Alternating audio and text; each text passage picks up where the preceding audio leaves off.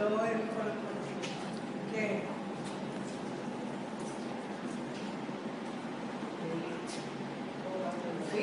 כן, תגידי. דן, המון תודה. התוצאה מדהימה. אני חושבת שזה ממש כמו תכשיט לכניסה של הבית.